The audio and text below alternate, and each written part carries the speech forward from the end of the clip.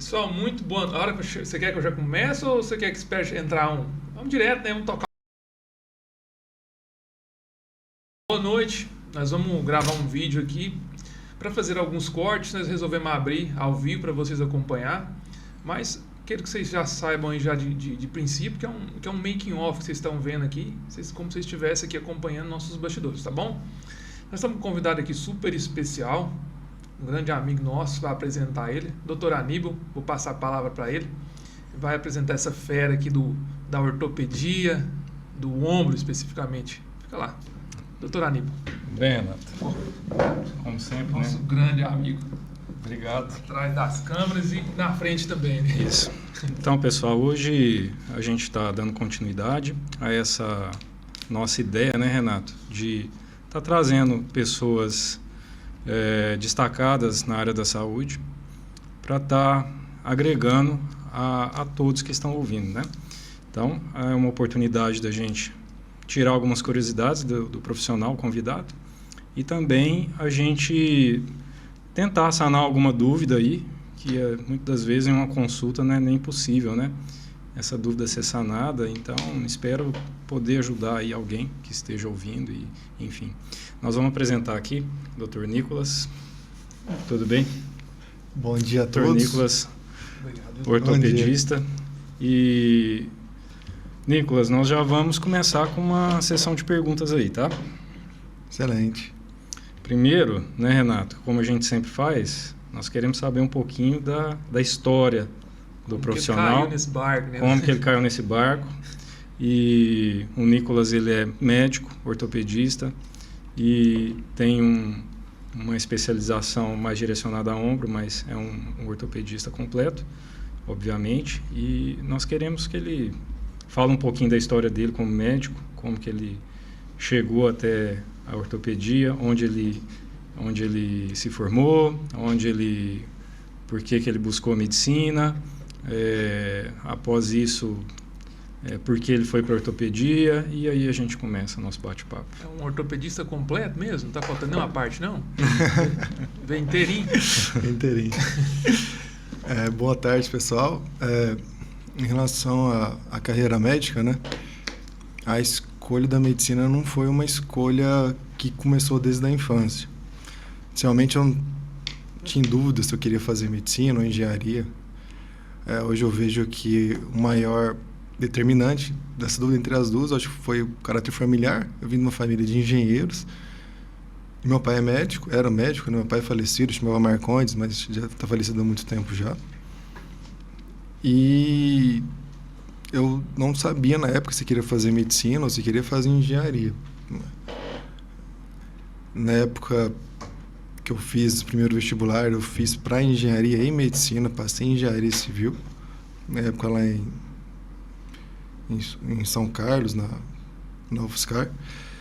Só que como eu não tinha dúvida, eu voltei para o cursinho. Aí no cursinho acabou que optei para fazer medicina. Aí dentro da medicina, descobri que é uma área muito ampla e que dentro dela você consegue adaptar ao seu perfil, né? Como eu vim de uma mescla de gostar ao mesmo tempo da área de saúde, mas eu sou uma pessoa que gosta muito de exatas, eu encontrei o raciocínio lógico, o raciocínio biomecânico dentro da ortopedia. Tem essa lenda, essa cultura que da ortopedia a gente usa martelo, serra, parafuso. Então, realmente existe esses materiais. Furadeira, a gente usa furadeira, né? Serra elétrica. Tem. Não vamos assustar o pessoal. Antigamente, né, o pessoal chegava a usar até aquelas furadeiras Bosch, mas hoje em dia não existe isso mais, até porque não consegue esterilizar o material. Existem os perfuradores especializados para a área médica, que tem características específicas para trabalhar. E a ortopedia também sofisticou bastante em relação àquela ideia de brutalidade e agressividade que tinha antes, né? A gente consegue fazer procedimentos menos invasivos, menos agressivos, né? com menos dor e melhores resultados. Mas acabou que eu fui para ortopedia porque eu acho que na hora que juntou essa ideia da medicina e engenharia, deu ortopedia. E foi onde eu me encaixei e é o que eu amo fazer. A medicina eu fiz na Universidade Federal de Viçosa, né? A ortopedia eu fiz na UFMG, que é o HC de Belo Horizonte, a Universidade Federal de Minas Gerais. E dentro da ortopedia, a área que me atraiu foi ombro. E tem algo que é muito interessante, que isso aconteceu com outros colegas também, que geralmente você vai para aquela área que você já teve algum problema ou teve alguma tensão. E no caso do meu ombro, eu tive duas luxações de ombro, meu ombro saía fora do lugar. E aí foi realizado um procedimento cirúrgico, foi até com o Dr. Leandro Gomide. Sou muito grato a ele por ter feito o procedimento e ter ficado bom, porque se não tivesse ficado eu não ia fazer ombro, né? Ele foi uma pessoa sensacional, o Dr. Leandro Gomide. E ele me inspirou bastante na escolha da especialidade tanto de ortopedia quanto de ombro e cotovelo, principalmente por ombro e cotovelo. A partir da hora que eu tive um problema ortopédico no ombro, me fizeram um procedimento, resolveram um problema, eu pensei, é isso que eu quero fazer. Eu quero proporcionar isso, porque eu vi que funciona. E até você ter experiência é diferente de você escutar e de você viver aquela realidade. Então fiz ombro e cotovelo e depois voltei para casa, né? Vim para Ituiutaba. Aí depois de um ano, trabalhei um pouco na UFO, entrei junto com o pessoal de ombro e cotovelo também, tive o privilégio de trabalhar junto com o Leandro no ambulatório de ombro e cotovelo também. Entrei com um grupo de ombro e cotovelo, lá a gente ficava mais na responsabilidade de preceptoria. E depois que eu tive um acidente na rodovia, resolvi parar de viajar e a ideia foi ficar aqui em casa mesmo, né? Que é Ituiutaba, que é a minha cidade, onde eu me identifico, né? Hoje eu trabalho no Hospital Nossa Senhora da Badia, que eu gosto muito de lá. Estou bem satisfeito. Nicolas, você disse aí que antigamente as coisas eram um pouco mais rústicas.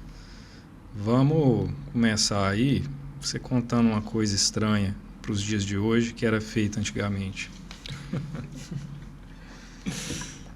A evolução, se você for ver em relação a ombro e cotovelo, no caso do ombro, né? Pode ser qualquer coisa. Tá? Você falou de furadeira Bosch aí. Tinha a ideia de usar a furadeira Bosch, que não era esterilizada, né? Tinha existe um liquidificador externo que a gente usa bastante. Usa ainda, né? Bastante não, mas em casos mais graves, tem um liquidificador de Lizarov. E o idealizador desse fixador, que chama fixador externo de Lizarov, chamava Lizarov.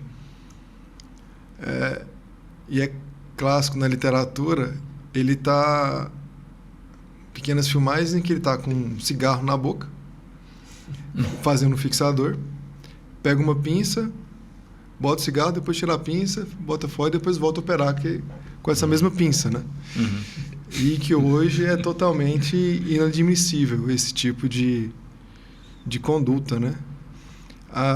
As chaves que antes usava nos parafusos eram iguais às chaves que a gente usa, chave de fenda ou chave Phillips. Então, acontecia muito da cabeça do parafuso sair, de não conseguir tirar.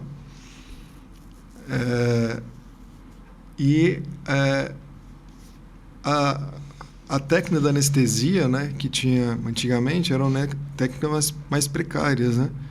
Então, acaba que, em muitas situações, o paciente sentia muita dor durante o procedimento, e o procedimento cirúrgico era feito na marra mesmo, né?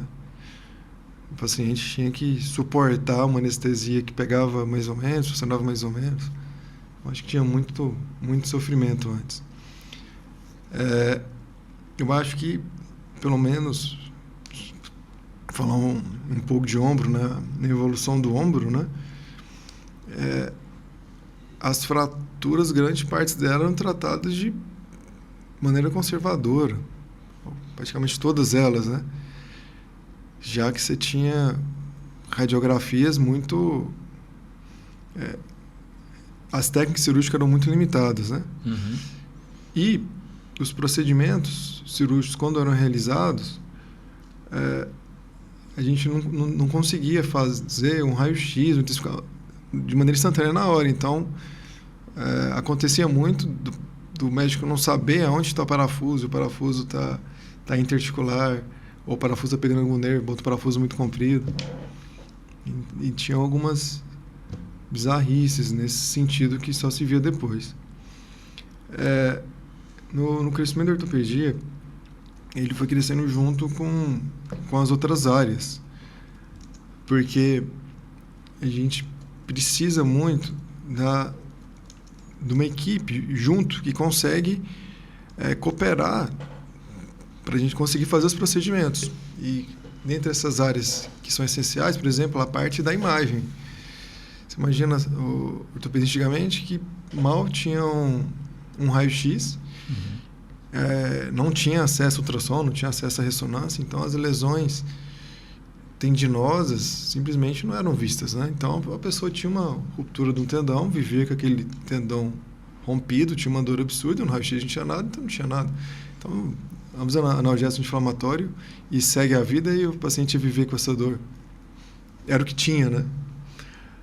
E com o advento do ultrassom, que a gente consegue ver a parte tendinosa e principalmente da ressonância magnética, a gente conseguiu ver lesões que antes não eram possíveis de ver com a ressonância. E foi possível, então, tratar doenças que antes não eram possíveis de ser tratadas e que simplesmente não eram conhecidas, né? É igual a história da hernia de disco, né? Antigamente não existia hernia de disco. Exatamente. Eu estava alguns anos atrás, não tinha hernia de disco. Porque era só artrose, né? Só artrose, não tinha ressonância.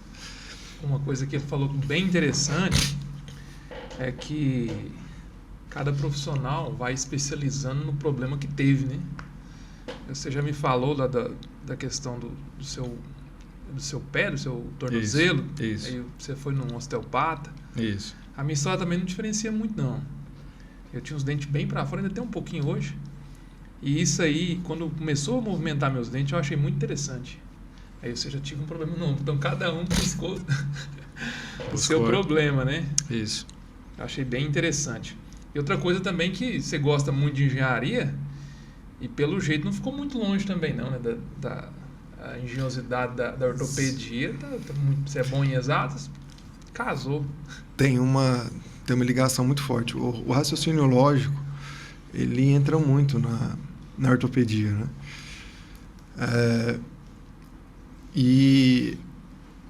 Porque eu acredito muito nisso, o nosso corpo, na hora que você vai, de acordo com que você vai aprofundando, a perfeição com ele funciona é muito racional. E parece que nada disso foi feito de maneira casual. Isso, com certeza. Tudo tem aleatório, uma lógica.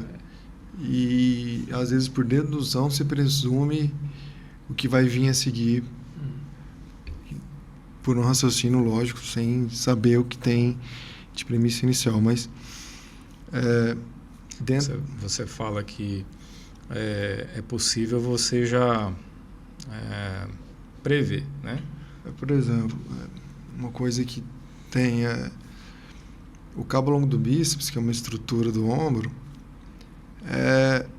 ela é uma importante fonte de dor em muitas situações. E a literatura, até pouco tempo atrás, adquiria ele... Tinha uma discussão se você fazia tenotomia ou tenodese. Tenotomia é simplesmente você cortar ele, já que não é fonte de dor, você tira ele, acabou a dor, resolveu. Tenodese, você tira ele do local da inserção dele e coloca em outro lugar.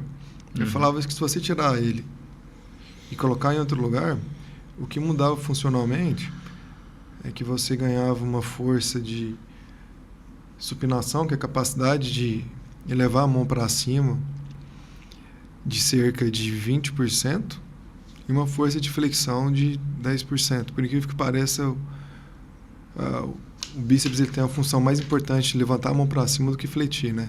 O músculo mais importante para fletir é mais o braquial. E aí é um pouco estranho você tirar uma estrutura que veio, mas funciona muito para dor. Mas essa estrutura existem teorias que falam que funcionam como uma quinta articulação, né? Que ela ajuda na biomecânica do ombro, porque joga o ombro para um posicionamento melhor e melhora na hora de trabalhar. Então nada tá o acaso, e na ortopedia sempre a gente tenta buscar aquilo que é mais próximo da natureza, do jeito que foi feito, do jeito que Deus lançou ao mundo. Ô Nicolas, deixa eu te perguntar. Tem muita gente que faz academia, né? Tá cheio de academia na cidade. E alguns anos atrás, você ia na academia, o instrutor lá te passava um exercício ali para as costas que puxava no longo eixo ali da cabeça, no rumo da cabeça, nas costas, né? E hoje em dia você não tem esse exercício mais na academia. O que isso ocasionou nessas pessoas que fez isso no passado? E por que não pode fazer isso hoje? Qual que é o problema disso? O Aníbal também quiser falar, Aníbal também pega um pouco da sua praia, né? Tem a teoria em relação... Que é esse movimento aqui, né? De levar a mão acima da cabeça. Isso. A gente não vê isso na academia mais. A gente via isso antigamente, uns 20, 30 anos atrás. Na evolução dos primatas, né? Se for ver naquela figurinha que primeiro começa o macaco de 4 e depois ele vai começando levantando até a gente ficar totalmente ereto. Então, originalmente, o nosso ombro ele foi feito para ficar para baixo, com o corpo mais encurvado. E essa postura ereta foi uma postura que a gente foi adquirindo ao longo do tempo. Quando você alterou essa biomecânica do ombro, para o ombro que ficava mais para baixo, para uma pessoa que fica mais em pé,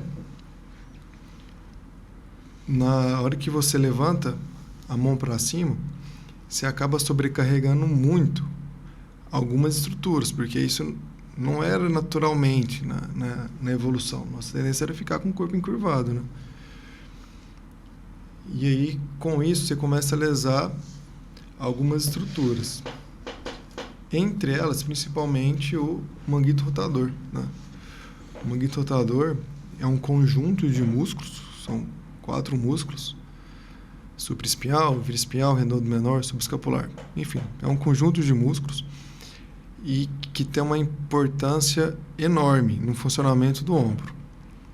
Quando você faz o exercício de costa, como você falou, pode ser tanto costa ou como peito, você exige uma demanda muito grande dele e aumenta a chance de ter lesões secundárias. Então, por isso que vale a pena substituir o exercício de costa, que você vai na academia, pelo exercício de remada, para sobrecarregar menos essas estruturas.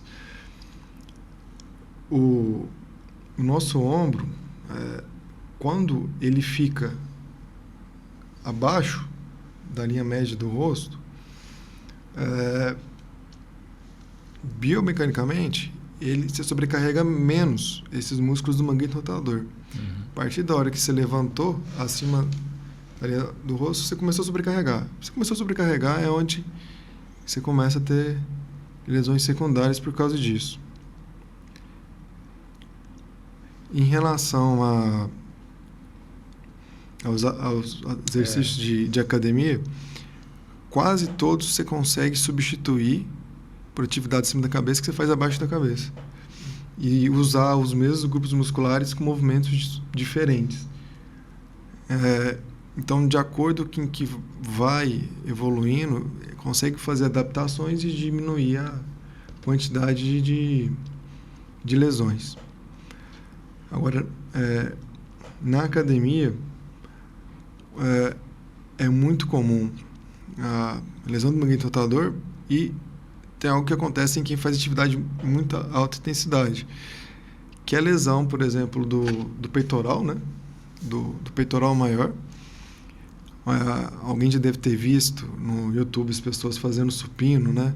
Aquele exercício que desce, vai levantar a barra.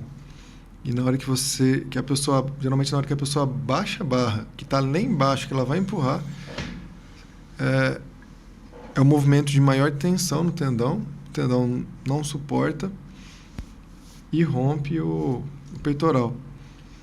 Aí a pergunta que me fazem é como é que evita, né, diminuir a chance de ter a ruptura do peitoral. Tem que tomar cuidado com cargas muito elevadas, acho que isso aí é intuitivo.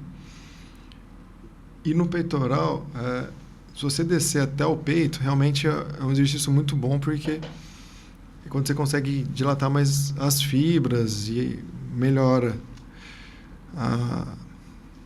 a contratura, a reação inflamatória e o ganho de massa. Mas descer muita barra aumenta a chance de lesão. E outra coisa que é importante, que tem diagnosticado bastante agora nos ombros, é que o Brasil é um país que culturalmente veio do futebol. Ele não veio de esporte de arremesso. Nossos pais, nossos avós, a moda era futebol. Aí, cerca de 10, 15 anos atrás, começou a aumentar os exercícios que você faz acima da cabeça, né? Veio a moda do beach tênis, o tênis cresceu um pouco, né? E aí, esses exercícios que você faz acima da cabeça, você aumenta a chance de ter uma coisa que chama GIRD. O que é o GIRD? A pessoa tem uma limitação de rodar o braço para dentro, por uma contratura de uma estrutura aqui do ombro. A pessoa faz isso e o braço dela trava. Só que tem que ser feito de maneira precisa, segurando a escápula, porque senão acaba compensando com a musculatura da escápula. E essa limitação de rodar interno o braço, quando você está em academia e tem essa limitação de rodar interno o braço, aumenta também a sobrecarga do peitoral. Por isso que eu fiz o raciocínio todo para chegar nisso. Então, é importante a pessoa fazer um alongamento de rotação interna do braço. Tem exercícios específicos para isso. No caso, que tem na literatura, que mostrou resultados, chama Slippery Stretcher. Porque senão a chance de ter lesões no peitoral aumenta muito. A chance de ter lesão no cabo longo do bíceps também aumenta muito, porque é o peitoral, que é machuca no supino, e às vezes o cabo longo do bíceps, né? Agora, outra coisa que também vem aparecendo bastante com os esportes de arremesso é o famoso cotovelo tenista, né? Também chamado de epicondilite lateral, né? Sim. A epicondilite lateral, também chamado de cotovelo tenista, a pessoa acha que só tenista que tem, mas na verdade é só 10 a 20% das pessoas que tem realmente são tenistas. A maior parte das pessoas não é tenista. Que é uma dorzinha chata que dá aqui no cotovelo e é bastante limitante, né? Acontece hoje em dia, principalmente porque digita muito no computador. A pessoa tem que ficar com a mão estendida, sobrecarrega. Então, trabalho de secretariado e trabalhador braçal, que toda hora está fazendo um movimento de repetição. E no beach tênis agora, né? Aumentou bastante o número de casos de epicondilite lateral. As pessoas que têm isso costumam sofrer bastante, porque é uma doença chata, ela demora a recuperar. Tem até na literatura trabalhos que falam wait and see, aguarde e veja, que defende você não fazer nada, só esperar e resolver.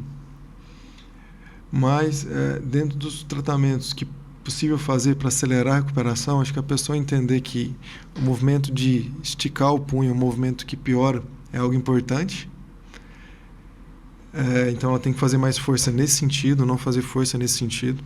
Para quem mexe com digitação, usar aquela almofadinha para deixar o punho em cima, para não ficar forçando o punho em extensão. Tem gente que usa computadores muito inclinados, então o punho tem que ficar muito inclinado, isso aí sobrecarrega bastante também. São medidas que devem ser evitadas. E também tem o uso da órtese, né, de punho, da munhequeira do punho e de cotovelo, mas tem que ser a específica do punho e a específica do cotovelo, não é qualquer uma. E lógico, o mais importante é a fisioterapia para resolver esse problema. E quando a pessoa cansa da fisioterapia, ela tem que dobrar a quantidade de fisioterapia. A gente fala assim, que é chato e demora. Aí com as novas tecnologias, agora a gente consegue fazer infiltração guiada por ultrassom. Porque uma coisa tem que ficar atento, que tem a famosa infiltração, muita gente já teve que ter escutado falar, vai lá, pega a agulhinha e bota a medicação. Ela é muito boa, muito boa. Para epicondilite lateral, ela tem que ser feita com um pouco de cautela, porque é uma doença de caráter degenerativo. O tendão, ele vai degenerando, né? Por causa do movimento de repetição. E quando a pessoa faz o corticoide, ela fica super feliz no primeiro mês, porque realmente tira a dor. Só que o corticoide também degenera o tendão. E aí quando volta a dor, muitas vezes se voltar, mas quando volta pior. Então a infiltração tem que ser feita com cautela. Então o que a gente consegue fazer com maior eficiência é a infiltração guiada, sem corticoide. A infiltração guiada, com ultrassom, a gente consegue ver aonde está a lesão. Vendo a lesão, coloco a medicação aonde está a lesão, e aí existe uma gama de medicações que a gente usa diferente do corticoide. A gente destrói a parte degenerada que eu consigo ver com a própria agulha, e sob anestesia o paciente não sente dor. E na hora que destrói a lesão, vai ter uma reação inflamatória local para substituir aquele tecido ruim por um tecido bom, né? Sim. E tem um tratamento cirúrgico que a gente deixa de exceção para casos que não estejam melhorando. Ô Nicolas, aproveitando o assunto infiltração por corticoide, existe uma quantidade de infiltrações meio padrão que é possível ser feito ou que não vai prejudicar o paciente a princípio, ou não existe isso? Em relação à infiltração corticoide, se você for buscar na literatura, se você fazer infiltração, quando você faz infiltração intramuscular, no bumbum, por exemplo, a medicação ela vai agir no corpo inteiro. Existe o corticoide que tem ação rápida e o corticoide que fica no corpo durante 30 dias. O corticoide que tem ação rápida, ele segura, que fica 30 dias, que a gente tem que ficar mais atento. Em relação a esse corticoide que você faz no bumbum, que também acaba que é o mesmo que a gente usa no tendão, e o tempo entre um e outro, se você for buscar na literatura de maneira precisa, tem trabalho que fala que até que você pode fazer a cada 2 semanas. Uhum. Já tem trabalho que fala que tem que fazer a cada 3 meses. Uhum. Não é consenso na literatura. Agora tem que tomar cuidado com o uso abusivo de corticoide, porque ele pode causar, para quem tem diabetes, regula um pouco de diabetes, então tem que ficar atento a essa parte. E também pode dar necrose de fêmur proximal, de fêmur, de húmero, que é menos comum, mas com uso abusivo acontece. Só para quem está ouvindo entender, necrose... a morte do tecido. Isso. Necrose é a morte do tecido ósseo. Necrose óssea, isso. Você aplica corticoide e, de repente, a pessoa aparece com parte do fêmur, parte do quadril, morreu o osso. E isso é comum após uma quantidade mais maior. Abusiva. Sim. Que aconteceu muito com o Covid. Né? Que o Covid, o pessoal começou a tratar muito com corticoide para aliviar, e aí com isso começou a ter essas necroses secundárias por esse motivo. De cabeça de fêmur, né? De cabeça de fêmur. Aí tem muita gente que teve que fazer prótese de fêmur por esse motivo. Pelo abuso de corticoide. Eu não respondi isso. Eu não respondi essa pergunta aí. Isso aí em relação ao intramuscular. Agora, em relação a você usar dentro da articulação, não tem trabalho claro sobre isso, mas tem trabalho que mostra que ele pode causar um pouquinho de degeneração da articulação. Parece. Então você tem que usar com uma certa cautela. Tendões também? Os tendões, ele é uma doença que ele causa degeneração do tendão se for usado de maneira crônica. Ele é uma medicação para usar com cautela em momentos específicos, em doenças específicas. Sim. O efeito dele é sensacional quando usado de maneira correta. O problema do corticoide é o uso indiscriminado. Porque por ser uma medicação realmente que tem um efeito muito bom, as pessoas acabam querendo tomar essa injeção todo mês. A pessoa vai durante um ano, toma um corticoide. Precisa de receita também, né? Todo mês. E aí, com isso, começa a ter as doenças secundárias. Porque é um medicamento bom, mas não pode ser usado de maneira contínua. E deixa eu te falar, você falou que tem vários materiais que você aplica ali de forma guiada na articulação, no tendão, na musculatura. Só que eu estou percebendo que tem muita gente que comenta que fez uma aplicação de um tal de ácido hialurônico. Está crescendo? Como que está isso? Isso é seguro?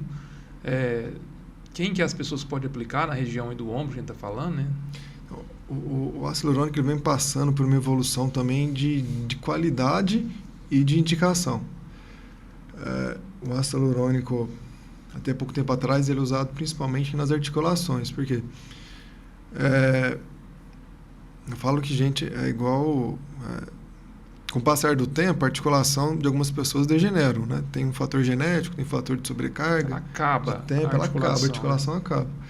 É igual um pneu do carro. Você vai rodando muito e vai ficando careca. E isso acontece com quadril, com joelho, com ombro, com punho, com o cotovelo. Com os dentes. Com os dentes.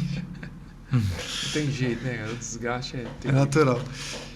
E o ácido hialurônico, ele iniciou sendo usado principalmente nesses casos de degeneração, de desgaste dessas articulações, de artrose dessas articulações.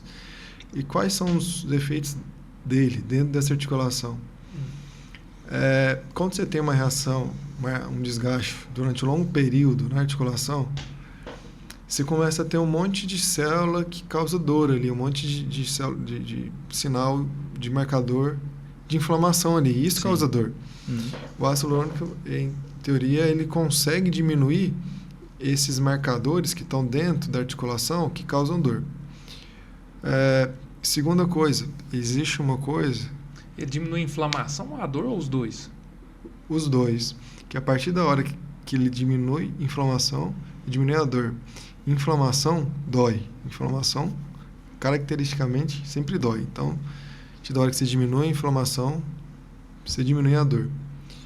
Tem outra coisa também que chama poder de reologia. Quando você está andando numa areia fofa, se você pegar uma areia movediça, você vai pisar e a perna vai afundar. Se você pegar uma areia movediça mais durinha, mais rígida, você vai pisar naquela areia movediça e vai afundar pouco o pé, né?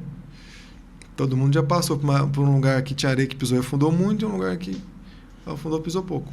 O ácido hialurônico, ele tem um poder de ser aquele líquido que afunda pouco. Então, na hora de ter contato osso com osso, tem menos contato osso com osso e ele fica intermediando esse espaço para diminuir contato osso com osso. É como se fosse um amortecedor que já está desgastado e você troca o óleo pressurizado dele ali dentro da... Entendi. Não é mais ou menos isso que você está Exatamente, querendo dizer, né? Exatamente. Diminui contato osso com osso. Isso. Porque ele fica um óleo ali no meio, né? Aumenta a articulação ou não? Só dá uma amortecida melhor? Amortecida. Chega a aumentar, não, né? Porque a quantidade de líquido que a gente usa é baixa, né? Tem de 2 ml, 4 ml, uma Quem quantidade que ajuda alta. isso aí? Quem está ouvindo a gente aí, quem que você pode ajudar nesse caso aqui do ácido específico? São as pessoas que têm dor. Você faz isso aqui também? A gente faz bastante. Faz bastante, né? Para ombro? Para ombro.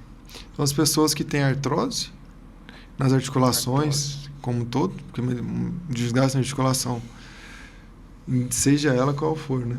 Que pode fazer uso disso. E a outra indicação que vem crescendo para o ácido hialurônico é o uso em tendão, né? Em músculo, né? Em músculo e tendão.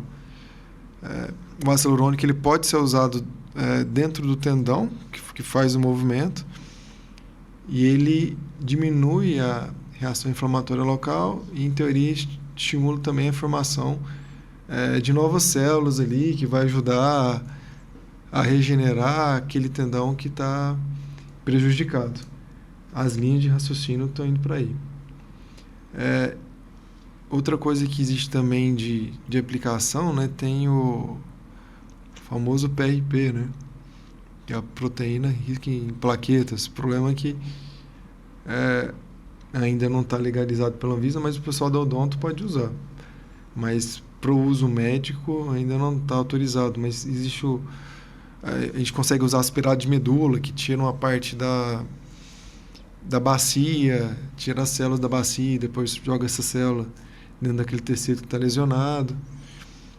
Esse é o mercado e a realidade da medicina regenerativa, que é o futuro, é o que vai chegar para todos nós. E eu acho que cada vez mais a tendência é fazer procedimentos menos invasivos e tratar dessa maneira. Mas em relação ao... Em relação ao ombro, se você for ver em relação à evolução do ombro, né? Antes, as cirurgias do ombro eram todas abertas. Depois elas começaram a ser por vídeo. Isso foi uma coisa que a gente trouxe para Ituiutaba. Acho que a primeira artroscopia de ombro que a gente fez em Ituiutaba não foi em 2020 que a gente começou a fazer. E desde então já é uma rotina nossa. Em vez de fazer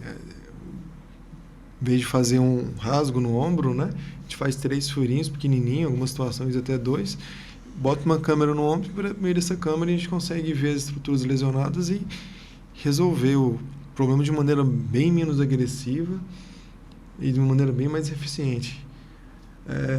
As cirurgias ficaram com um resultado menos doloroso no pós-operatório e, apesar de o ombro ser uma articulação bem sensível, mas fica menos doloroso e com resultados funcionais bem mais satisfatórios. E a gente consegue fazer vários procedimentos com isso. Nicolas, nós vamos fazer uma pergunta de uma pessoa ali do Instagram, né? O nome dela é Ana Menezes. Primeiro eu agradeço a ela pela pergunta, né? É uma pergunta assim um pouco generalizada.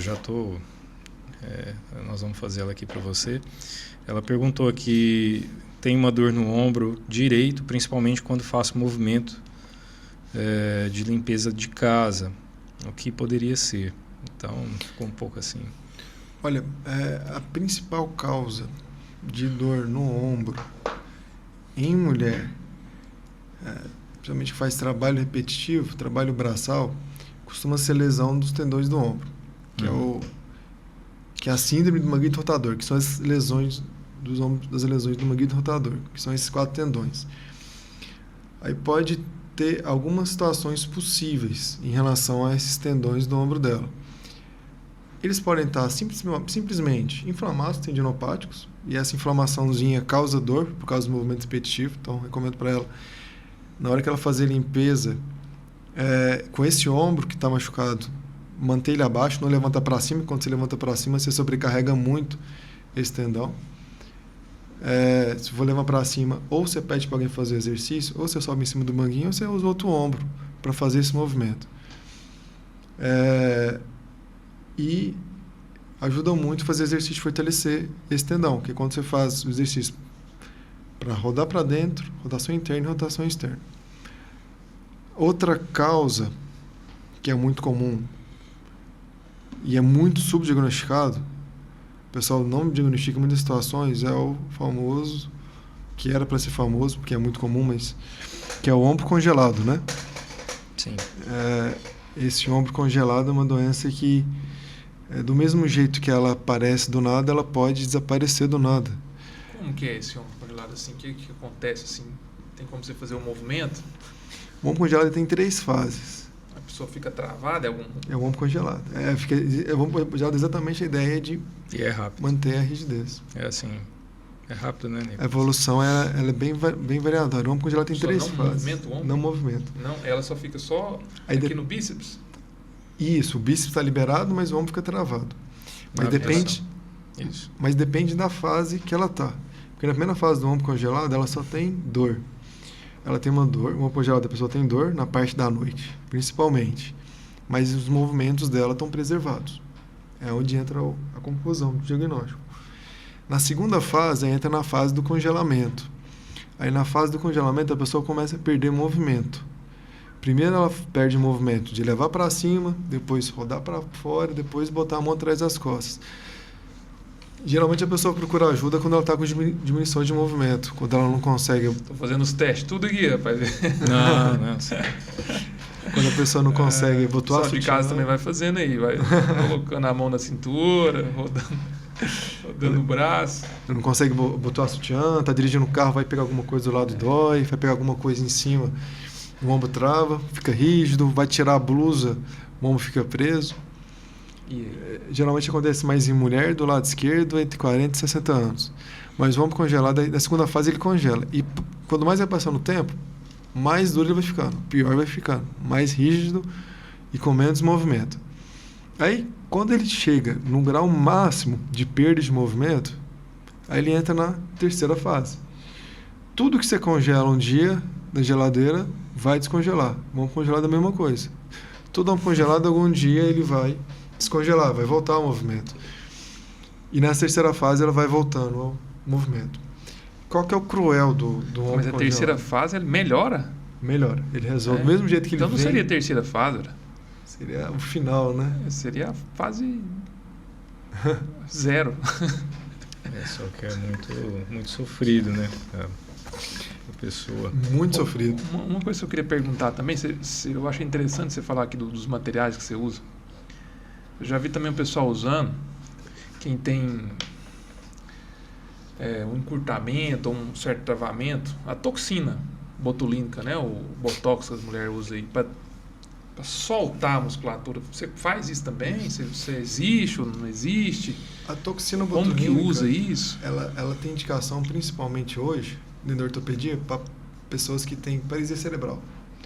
Porque a paralisia cerebral, ou mesmo quem tem AVC, a musculatura ela tem uma tendência de ficar um tônus, uma contratura muito alta, e ela, a todo tempo, ela está muito contraída. E com isso a pessoa começa a ficar com limitações de movimento, não só de membro, perna. Por isso que a pessoa com paralisia cerebral AVC fica num posicionamento clássico, né? No caso da AVC fica assim, a paralisia cerebral muitas vezes fica com hiperflexão do joelho e do tornozelo. Aí, como a doença, a paralisia cerebral, é uma doença de caráter central, e você não consegue, às vezes, atuar no central, que é a causa dela, você tem que atuar na consequência do sistema nervoso central, que é a espasticidade da musculatura. Então, você vai fazer a toxina botulínica para relaxar essa musculatura. Então, a indicação da toxina botulínica começou aí, né? Mas, em algumas situações específicas da ortopedia, fora desses pacientes de paralisia cerebral ou AVC, tem uso, mas a indicação é mais restrita. Em muitas situações a gente consegue resolver com um bloqueio de alguns nervos ou com medicações e a fisioterapia. Porque a toxina botulínica, ela faz com que aquele músculo perca a função, né? Aquele músculo ele não contrai mais. Se ele está muito contraído, se jogar a medicação, ele não contrai mais. Pronto, resolveu o problema da supercontração dele, mas ao mesmo tempo você tirou a função. Chega a soltar o braço aqui quando faz essa aplicação? É comum você ver paciente com AVC com o bracinho aqui, né? É muito comum. Se não houver um encurtamento. Assim, né? Como é que é a posição? Assim. Isso, desse jeito. Aí você consegue, você aplica a toxina e vai lá fazer fisioterapia no aníbal, não é isso, mais ou menos? Ou não? Isso. Fisioterapia tem que fazer direto, né? Quem tem AVC, né? Sim. quando você faz toxina botulínica muscular, ela dura de 4 meses a 6 meses, né? 3 meses a 6 meses. Você tira a contratura, mas você não tira a tensão muscular, mas você não tira aquele músculo que pode estar simplesmente diminuindo de tamanho por causa do tempo que ele ficou lá. E nem tira também aquela articulação que ficou muito tempo parada, pode ser causada uma fibrose e por causa disso não mexe. Então, uma pessoa que tem um AVC há muito tempo, se ela fizer toxina botulínica, aquele músculo vai relaxar. Mas as outras causas da rigidez daquele cotovelo, que pode ser o tendão curto ou a fibrose na articulação, elas vão estar lá. Persistirem. Mas se fizer uma medida assim, né, antecipada, nos primeiros dias, aí você acha que possível isso aqui é legal? É uma coisa, uma terapia? Auxiliar junto com a fisioterapia. Porque é um auxiliar, algo que potencializa o tratamento do fisioterapeuta, porque ele que é o principal dentro dessa equação para lidar com essa rigidez, né? E junto com a medicação. Porque muita gente que tem AVC, que teve, a pessoa está com a mente muito boa ainda. Tem pessoas que até faz alguma atividade e às vezes a pessoa incomoda de ver aquele bracinho ali, né? A pessoa às vezes não quer ter aquele bracinho daquele Na jeito. verdade, ele provavelmente não passou às vezes, por um... Às vezes uma parte estética também, né? De ficar geralmente, ali, ele não deve ser muito... Ou ele não passou por um tratamento talvez adequado, ou ele não fez o tratamento, ou não foi adequado. Na verdade é isso. E quanto tempo assim que fica com o bracinho assim rígido? Após um AVC? Se você for pegar em relação a cotovelo é das articulações do corpo, é a que mais apresenta rigidez. É a mais chata. Quando você fica um cotovelo ficar parado 3 meses, é muito difícil você conseguir depois ganhar movimento com ele. Então, a partir da hora que a pessoa teve AVC, ficou acima de 3 meses com o cotovelo parado, para você conseguir ganhar esse movimento de novo, em muitas situações você tem que fazer, inclusive, liberação de tecido por cirurgia aberta. Porque só com a fisioterapia você não consegue. O segredo é você começar a fazer de maneira precoce. Rapaz, eu achei isso bem interessante. Isso aqui veio de agora, né? Você vai conversando e vai saindo. Mas eu achei muito interessante, cara. Tipo assim, a pessoa que sofreu AVC, né? Você procurar fazer uma fisioterapia, eu nem pensava nisso, nem imaginava. Ou fazer uma aplicação para relaxar o músculo se ficou travado. Então, cara, é muito comum pessoas sofrer AVC. O segredo é o tratamento precoce. Eu achei muito interessante, viu, Aníbal? O segredo é o tratamento precoce. É o que... 3 meses, né? Para o pessoal saber. Abaixo de 3 meses. Abaixo de 3 meses já tem que procurar fazer uma fisioterapia ou até uma aplicação, às vezes se for um caso mais de rigidez. Sim, ajuda. A manipulação, a gente consegue fazer um bloqueio, depois uma manipulação daquele órgão, que às vezes a pessoa, dentro da fisioterapia, ela fica limitada. Você vai, bloqueia, manipula, porque por meio do bloqueio você consegue tirar a sensibilidade do membro. Ele levanta o ombro também, o pessoa do AVC, ou é só o bíceps? Não, geralmente é o contrário, né? Cai, né? Geralmente cai. Ele cai? Mas por que o ombro assim? cai. Aí já é... É por causa da força da musculatura. O AVC, ele acaba fazendo a musculatura ficar mais tensa. Você tem mais força para fazer assim ou assim? Assim, né? Então, como é que fica o AVC? Fica assim. Você tem mais força para fazer bíceps ou tríceps? A bíceps. Então, fica assim. Você tem mais força para rodar o braço para fora ou para dentro? Ah, entendi. Então, caiu foi os posteriores, então, no caso. É a musculatura que é mais forte. No caso, você tem mais... Compensou a parte de trás com a da frente? Seria mais ou menos isso? É porque o tônus muscular fica muito alto. A musculatura fica no tônus, tanto da frente quanto de trás. As duas ficam... Ah, entendi. Só que a mais forte... As duas ficam forte... Só que a que é mais forte predomina. Vence. Entendi. A de flexão... Mas eu achei muito interessante, rapaz. Eu acredito que seja uma dúvida de várias pessoas aí que estão assistindo, né? Essa questão de AVC, poder reabilitar um braço, um ombro, né? Um cotovelo, a mão também, né? Pode ser que te consiga antecipadamente, pessoal. 3 meses aí. O AVC começou a ter, já tem que começar a procurar o Aníbal rápido. Para procurar o Aníbal vai encaminhar para o Dr. Nicolas, ou o Nicolas encaminha para o Dr. Aníbal. Cara, porque se o negócio tem como solucionar, tem os profissionais, a gente tem que usar, né? Outra coisa que eu queria perguntar pro Aníbal, pro Nicolas também, de questão de ombro, pessoa que fica, se pega aqui, ó, nessa posição de ombro elevado, Aí pessoa você chama tensa. síndrome miofascial. O que é a síndrome miofascial, que é muito comum nos dias de hoje? Já é bem claro aí que a doença do século é depressão, transtorno de ansiedade. É uma epidemia, já está bem batido isso. E a síndrome facial é uma sobrecarga na musculatura do trapézio.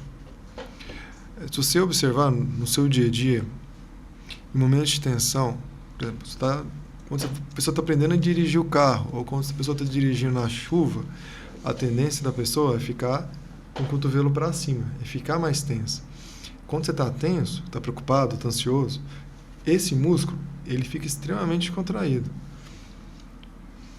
E no dia a dia, com as preocupações do dia a dia, com a ansiedade, com os problemas, acaba que esse músculo daqui, que começa aqui no ombro e vai até na base do pescoço, ele fica num nível de contratura, de tensão muito alto. E essa tensão muito alta, durante 1 hora, 12 horas, 3 dias, uma semana, 1 hora vai começar a causar dor. Então, quais são os principais causadores de dor da síndrome facial? Uma a gente já falou agora. Tensão, ansiedade, preocupação. A segunda é sobrecarga de trabalho. Geralmente, quem trabalha por longos períodos, principalmente em trabalho de escritório, tem muita síndrome facial. E a terceira causa é o sedentarismo, né? A gente prega muito que não tem como fugir dessa realidade. A atividade física, o pilates, a liberação miofascial é essencial. Aí, em relação ao tratamento disso, que tem mais eficiência, não adianta, é a osteopatia. É o que a gente consegue uma resposta, aí vocês procuram o Aníbal, uma resposta mais rápida nesse sentido. A medicação, ela vai tirar a dor enquanto você estiver usando ela. Se você parar de usar, ela vai voltar se as causas manterem, né? Então, por isso que é importante a pessoa entender a causa, porque senão ela vai usar a medicação, vai melhorar, tirou a medicação, a causa está lá, voltou. A osteopatia também tira. E existe o procedimento de bloqueio, que a gente faz guiado por ultrassom. Porque esse músculo, que é o músculo trapézio, tem a tomadinha, né? Tem um nervo que vai lá e liga ele, que chama nervo acessório. Se eu for lá nesse nervo e fazer ele ficar preguiçoso, diminuir, fazer essa tomada, estimular menos, Diminui a voltagem dele. dele, o acessório o trapézio vai ficar mais relaxado, né? E com isso melhora. A gente consegue bloquear esse nervo guiado pelo ultrassom no próprio consultório. No consultório a gente tem um ultrassom que a gente ajuda a diagnosticar e tratar essas doenças. Nós fazemos a intervenção guiada por meio do ultrassom. É algo relativamente rápido e com efeito rápido também. E a intervenção guiada a gente usa não só para essas tensões do pescoço, mas hoje em dia para grande maior parte das dores ortopédicas a gente consegue potencializar o tratamento com isso. Então, como a gente tinha falado inicialmente, parece que a ortopedia ela vem para algo que antigamente não operava nada, porque não sabia como é que operava. Depois chegou uma época que se operava tudo, aberto. Aí está diminuindo a agressividade do procedimento.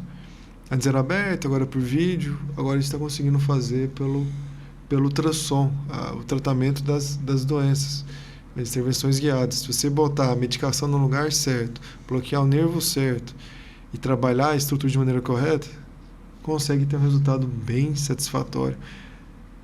E é claro que hoje, casos que há pouco tempo atrás indicava tratamento cirúrgico, a gente consegue resolver com uma intervenção guiada por ultrassom. Só um recadinho aqui, ó, o Dr. Rodrigo, deve ser o Rodrigo Ferreira, né? deve estar acompanhando a gente. Abraço aos amigos, informações importantes do colega Dr. Nicolas. Tá bom? Um grande abraço aí. Abraço, Rodrigo. O Rodrigo está acompanhando. Era para estar aqui, viu, Rodrigo? Mas está bem justificado. Nicolas, eu queria, é uma curiosidade, sim, eu acho que essa pergunta tem crescido muito. Inclusive, a gente tem uma sequência de perguntas aqui, que foram as perguntas, são as perguntas que foram mais feitas na internet, a respeito de ombro, né? Depois a gente vai passar para você. Mas a respeito de medicação anti-inflamatória, para orientar paciente que abusa de anti-inflamatório, não sei muito bem que o paciente usa, não é porque quer, é porque não está aguentando, não precisa, enfim, está passando por uma situação difícil, mas eu queria que você desse a sua opinião em relação a essa questão. Orientar paciente em relação à medicação, olha, até aqui você pode ir com mais segurança, daqui para frente é melhor não, enfim. Tem uma frase clássica na medicina que é a diferença entre a medicação e o veneno é a dose, né? Então, as medicações, se utilizadas na dose correta e da maneira correta, você resolve o problema. Agora, se você usar uma dose muito alta, você vai ter as complicações dela. E se você usar uma dose muito baixa, não vai conseguir ter a resposta dela. Em relação ao uso dos anti-inflamatórios, né? O ortopedista já tem um estigma que usa muito anti-inflamatório, e realmente a gente usa muito anti-inflamatório, mas tem que ser usado de maneira cautelosa. O anti-inflamatório, a gente não deixa de passar de 7 dias o seu uso. O objetivo dele é tirar da crise de dor. Passar essa crise de dor, vai ter que usar outra medicação alternativa e vai usar outros meios alternativos. Existe alguns anti-inflamatórios específicos, e alguns trabalhos que até defendem usar ele por até 60, 90 dias. Mas mesmo assim são anti-inflamatórios específicos em dosagens específicas. Não dá para generalizar isso para todo anti-inflamatório. E não dá para generalizar também para todas as pessoas. Porque o anti-inflamatório, ele em doses elevadas, ou se você usar durante muitos períodos, você pode levar o paciente à falência renal, você destrói o rim do paciente a ponto de hiperhemodiálise. Tem muito paciente dialítico aqui em Tuiutaba mesmo, com uso crônico de anti-inflamatório. Pode aumentar a chance de ter doenças do coração, incluindo infarto, e também aumenta a chance, dependendo do anti-inflamatório, de ter úlcera gástrica, né? Ter úlcera no estômago, né? Então, o anti-inflamatório é uma medicação boa se usada da maneira correta para as pessoas corretas também, né? Isso. Nicolas, a última em relação à medicação, dá a sua opinião sobre Torcilax, Tandrilax. O Torcilax é uma medicação que o pessoal é apaixonado, né? E o Tandrilax também. São medicações muito boas. Tem um efeito bem satisfatório. É um composto, né? De várias medicações. Realmente, elas são indicadas em alguns casos, mas vale a pena usar por curtos espaços de tempo, igual a gente falou, mas o problema deles é o uso abusivo, né? Aquela pessoa que tem dor na coluna e todo dia vai lá e toma um Torcilax. Isso, sim, pode causar lesões no corpo e algumas irreversíveis, mas é uma medicação boa se usada de maneira cautelosa, né? Igual a gente reforçou novamente, a diferença entre você usar um medicamento que vai te ajudar e usar um medicamento que vai te prejudicar é a dose que você vai usar, né? E a pessoa que usa também, né? Sim. Renato, quer alguma pergunta? Ó, tem uma pergunta aqui que o CrossFit também teve um tempo em alta, né? Sim. E eu vi que tem aqui na nossa pauta aqui uma pergunta sobre o CrossFit e o ombro. Então, Até a minha esposa, a Lara, ela fala que foi no CrossFit que ela rompeu o manguito. Rompeu não, ela teve uma... o CrossFit, eu fiz CrossFit, gosto de CrossFit. Sei que ortopedista às vezes não gosta, mas todo esporte ele tem uma grande chance de ter lesão se feito ou de maneira errada ou se você sobrecarregar muito. Qualquer esporte. Mesmo atletas de alto rendimento, principalmente atletas de alto rendimento, eles têm muitas lesões ortopédicas. O CrossFit é um esporte muito bom, se feito da maneira correta. O que acontece que aumenta as lesões do CrossFit, acho que aqui em Teutaba, pelo menos os lugares que eu já vi o CrossFit, o pessoal é bem organizado, bem treinado. As academias de CrossFit que são muito boas. Mas tem um efeito de grupo, né? O que é esse efeito de grupo? Na hora que você está com... Às vezes a pessoa acabou de entrar no CrossFit e tem ali 9 pessoas que já está fazendo CrossFit há um ano, tem um nível alto. E essa pessoa vai querer acompanhar o grupo, ela acaba passando do limite dela e lesionando. É o famoso efeito manada, né? É o efeito manada.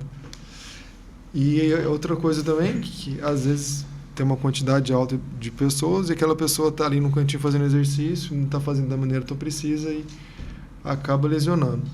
Mas eu acho que o que acontece muito no CrossFit é o efeito em grupo, né? Que é um esporte que o grupo te incentiva muito a passar seu limite, a ultrapassar o seu limite. E toda vez que você ultrapassa o limite, aumenta muito a chance de lesão. A gente considera, em relação ao ponto de vista ortopédico, o paciente, o atleta, um paciente, muita gente vai estranhar isso, um paciente doente em relação ao ponto de vista ortopédico.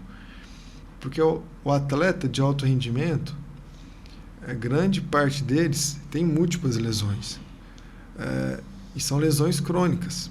O atleta de alto rendimento, ele trabalha no limite ou acima do limite. Por isso que é comum eles terem lesões. Próprio Neymar, que agora voltou aqui com a gente, né? A quantidade voltou de lesões. Pro Santos. Até o Neymar voltou pro Santos? Até o Neymar voltou pro Santos.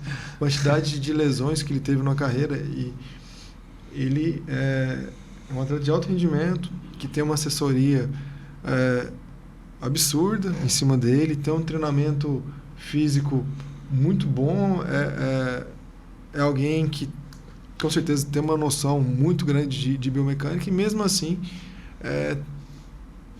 tem lesões de repetição então toda vez que você trabalha acima do limite, a chance de você machucar é grande, e o CrossFit ele te leva, por efeito de grupo, muitas vezes acima do limite. Então acho que o CrossFit é um esporte muito bom, desde que a pessoa não se deixe, não tenta ultrapassar o limite dela, né? Porque senão ela vai lesionar. E faça os exercícios da maneira correta. Nicolas, a questão do Neymar me deu um insight aqui de uma questão que eu acho que é uma curiosidade a respeito da opinião sua, e se você tem alguma coisa... eu vi que você busca muito referências científicas. Qual a relação, na sua opinião, ou de referência que você conhece, sono, tendinite, sono, lesão, sono, problema em ombro, se quiser falar diretamente em relação ao ombro, se você tem uma opinião formada sobre isso, ou enfim. Em relação... Aí a gente já pode engatar para a questão do estresse emocional e tudo mais. Tá. Se você for pegar, como a gente tinha falado, em momentos de sobrecarga, de estresse, de tensão, você acaba ficando com o músculo mais tenso e com isso você sente mais dor. O processo do sono, ele é essencial para diminuir o estresse durante o dia. Então, se você diminui o sono na parte da noite, você aumenta o estresse durante o dia. Se você aumenta o estresse durante o dia, você vai começar a ter a síndrome facial, trismo, né? Que é a pessoa que fica mordendo, e até a cefaleia atencional. Sim. Eu acho que é onde entra. Mas em relação à questão específica de tendão, é um tendão mais suscetível a se inflamar ou é um tendão mais suscetível a não se recuperar tão bem? Você vê essa relação, a sua opinião aí? Em relação ao processo de recuperação, sim, com certeza. Você sabe por que eu estou falando isso? Vamos contextualizar. Porque, por exemplo, quando a gente vai atender as pessoas, geralmente a gente leva muito em consideração se a pessoa está dormindo bem, como que está isso aí, está cansado, não está cansado, tá mais assim, está acordando de boa, está acordando muito cansado, porque para mim a relação ela é muito direta, né? A pessoa tem uma dificuldade maior em se recuperar dos problemas, enfim, quando ela está nessa situação. Então a gente já está passando mais para o seu... Em relação ao sono, durante o repouso, entre qualquer atividade, é naquele tempo que o organismo vai poder se recuperar de todas as atividades que ele fez durante o dia, né? Que ele vai poder resolver esses processos inflamatórios que foram feitos durante o dia, que ele vai conseguir regenerar as lesões que teve durante o dia. Se ele não tem esse período de repouso, está sempre na ativa, prejudica esse processo de regeneração, prejudica o processo de resolver a inflamação e, com isso, agrava as tendinopatias e as dores secundárias. Sim. É isso. Porque, assim, também contextualizando um pouco mais, o que a gente tem notado, eu acho que todo mundo nota isso, todo mundo está acelerado, dorme tarde, celular na mão até quanto pode, acorda cedo, vai trabalhar, não descansa, a peleja é grande. E eu, assim, humildemente, estou associando muito isso à dificuldade da pessoa de se recuperar de dor, independente do que seja, né? Mas especialmente a dor inflamatória, né? A dor ligada às questões inflamatórias aí. Ok. Tem sentido. Aí, deixa eu falar um pouco em relação à ortopedia que a gente está conseguindo fazer a mais, né? Em relação às fraturas de ombro, né?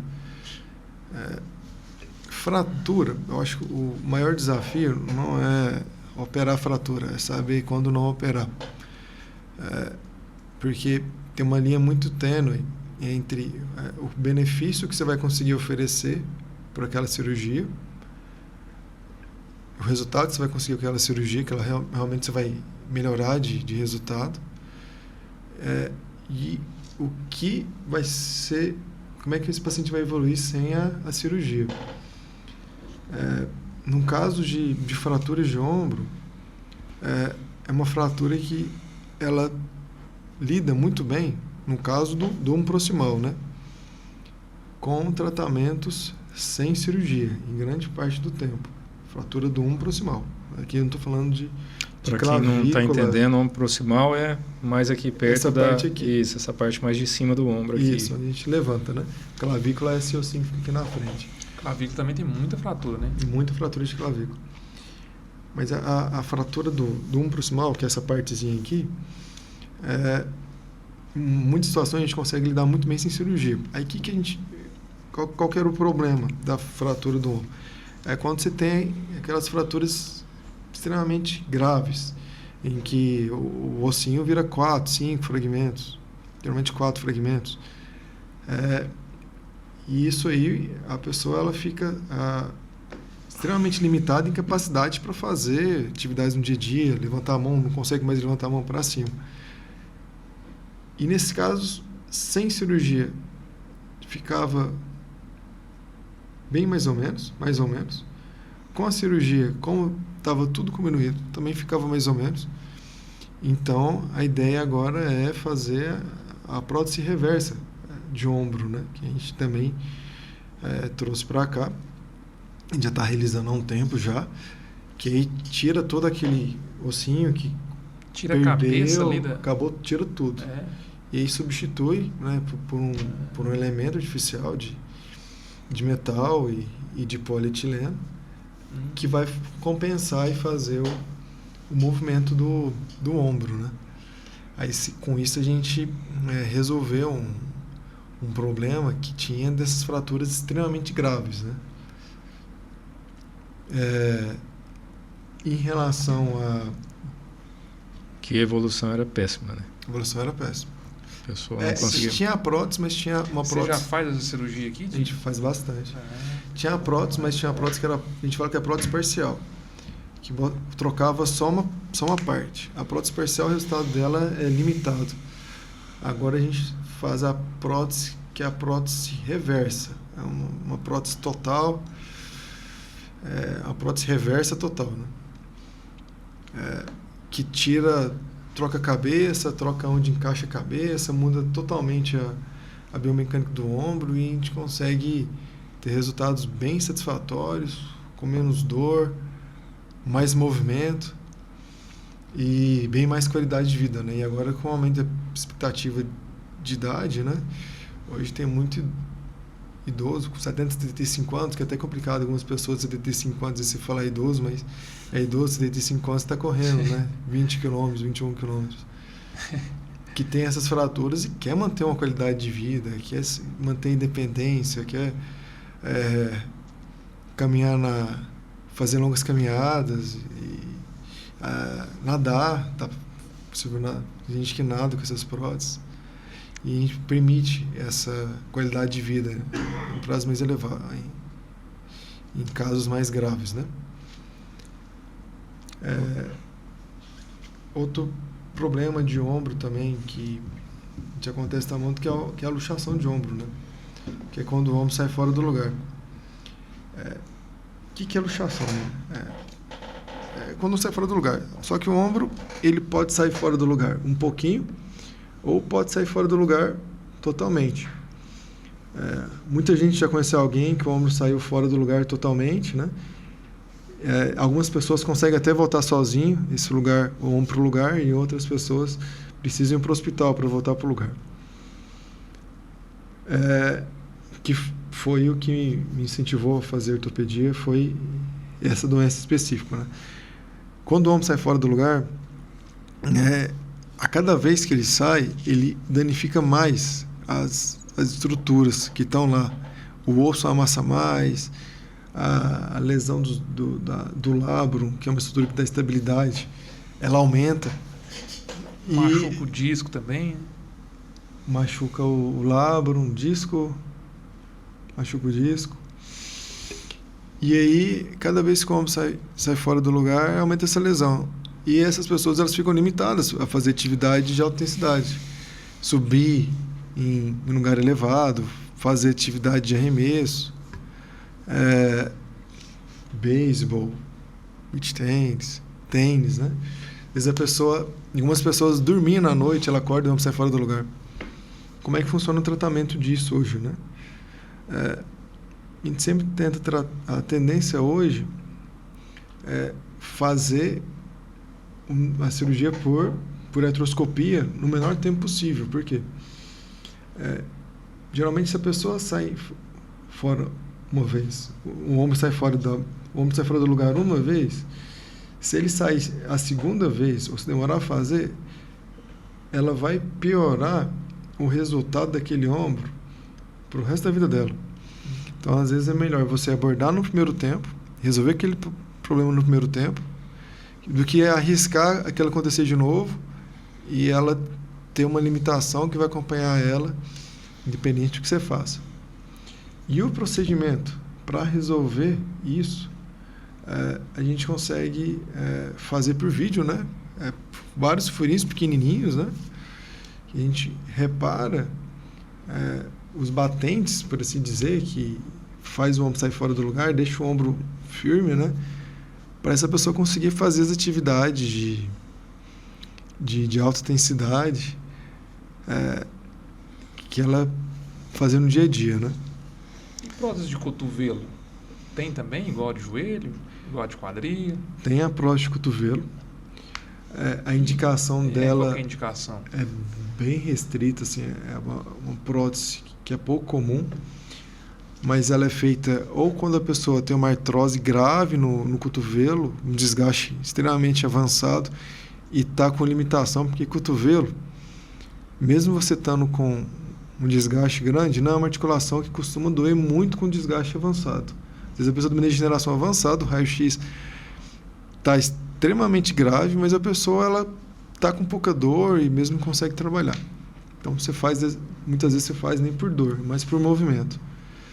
E a outra indicação é quando a pessoa tem trauma, uma fratura grave do cotovelo, diminuiu tudo, e aí às vezes são pacientes, pessoas de idade mais elevada que têm esses traumas, ou se não jovem, trauma de alta energia, mas geralmente quando faz a prótese a gente sempre pensa em pessoas de idade mais elevada, e aí a gente reconstrói, tira aquele osso todo moidinho, né, que está todo danificadinho, e substitui ele por um metal, né, que é o cromo cobalto, dependendo, né, da prótese que você for utilizar, e o polietileno para ela conseguir fletir, dobrar o cotovelo, esticar, e parece que em fraturas graves em pessoas de idade elevada o resultado é bom. O problema da prótese de cotovelo é que geralmente ela restringe peso. Quem faz prótese de cotovelo ele não consegue pegar pesos elevados, às vezes restringe de 5 a 7 quilos de peso só, mas tem um movimento, né? E menos dor.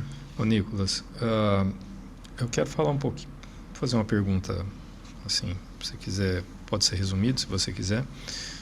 Risco cirúrgico. Risco cirúrgico, tanto o risco de, entre aspas, poder não dar certo.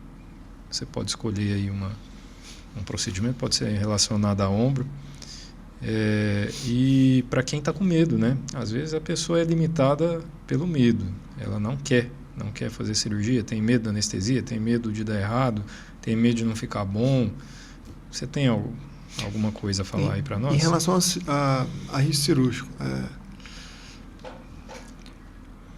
todo procedimento, quando a gente vai fazer, quem tem que querer fazer é o paciente. Eu acho que a decisão da cirurgia, quem escolhe fazer ou não, é o paciente. Se o paciente quiser fazer, a gente faz. Se o paciente não quiser fazer, não faz cirurgia. Quem escolhe é o paciente. O objetivo da cirurgia ortopédica é basicamente 2 objetivos. A gente quer que a pessoa diminua a dor e quer que ganhe a função. Em relação ao risco de ter uma complicação intraoperatória na cirurgia de ombro, não é muito comum ter complicação no ombro, não é algo que acontece muito. E toda cirurgia a gente sempre faz com muita cautela. É pedido para todos os pacientes de ombro que faz cirurgia agendada, exame de sangue, eletrocardiograma, raio-x de tórax, ele vai passar com um cardiologista para avaliar o coração, ver se ele tem condição, ele passa com o anestesista para ver se tem condição de fazer anestesia. Se o cardiologista achar que aquela pessoa tem alto risco de cirurgia, que é perigoso para ela, se o anestesista achar que aquela cirurgia é perigosa para ela, não faz cirurgia. Então, só faz cirurgia se ela estiver em plenas condições de saúde de fazer cirurgia.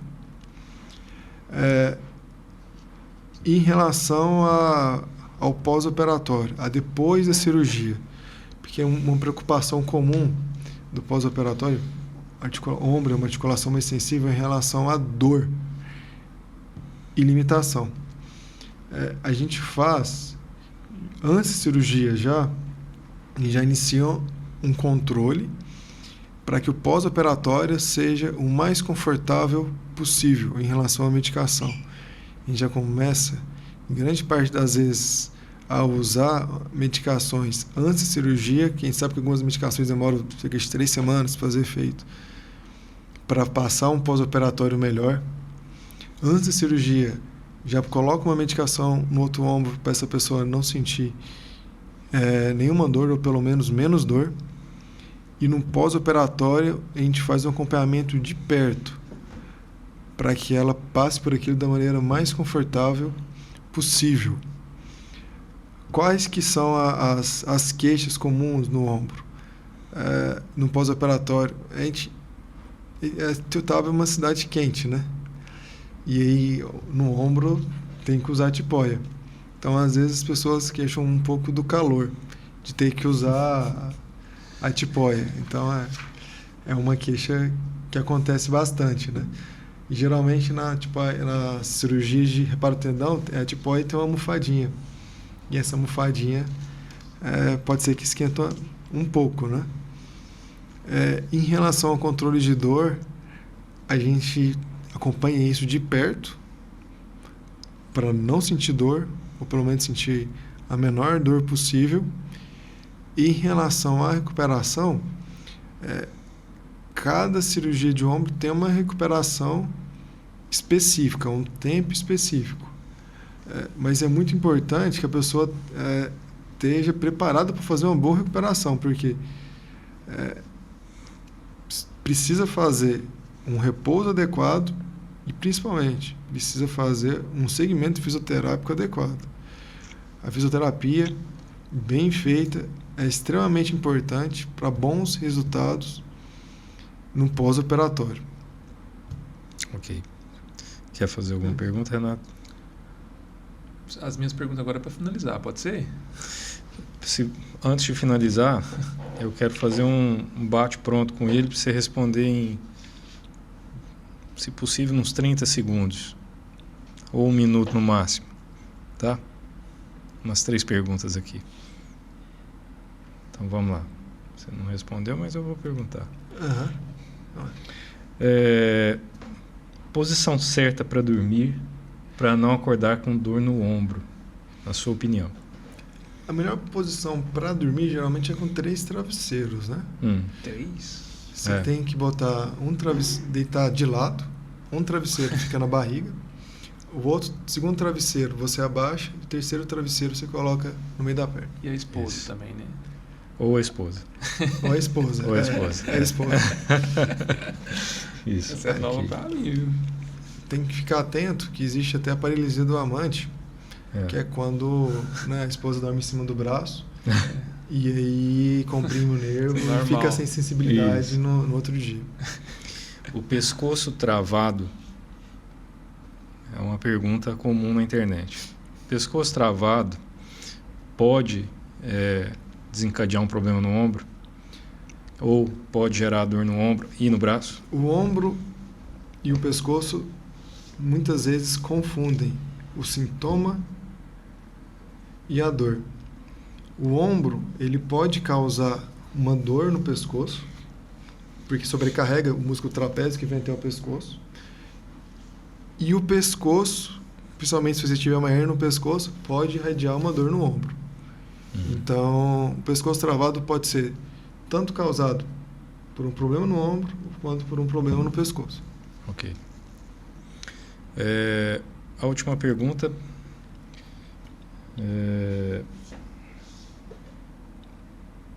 Não, você já respondeu. Vamos lá, Renato.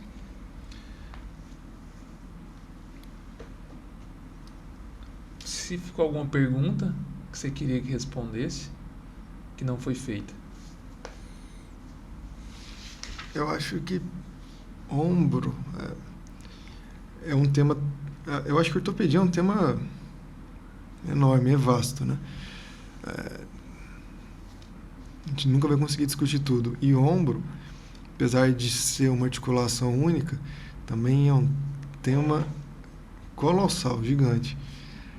A gente tenta focar naquilo que é mais aplicado no dia a dia, mas eu acho que perguntas, existem milhares de perguntas e o tema é inesgotável.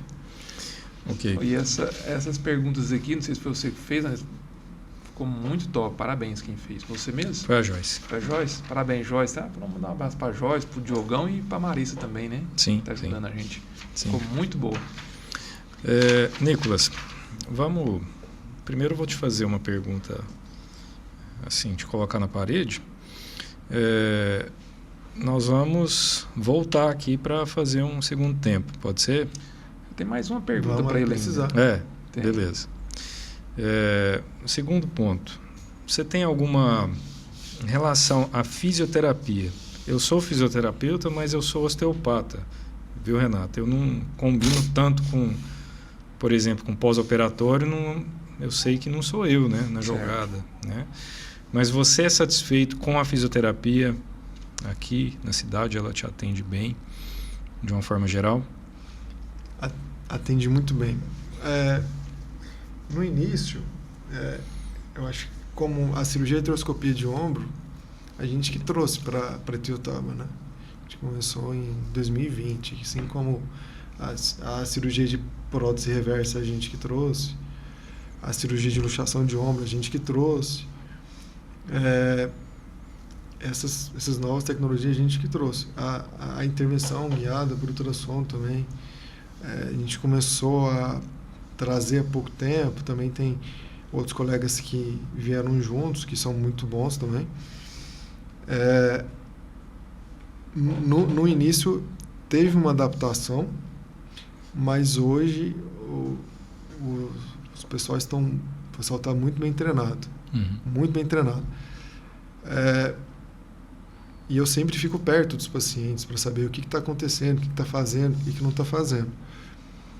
Hoje, eu vejo claramente que o segmento pós-operatório está um segmento muito bom, está um segmento bacana.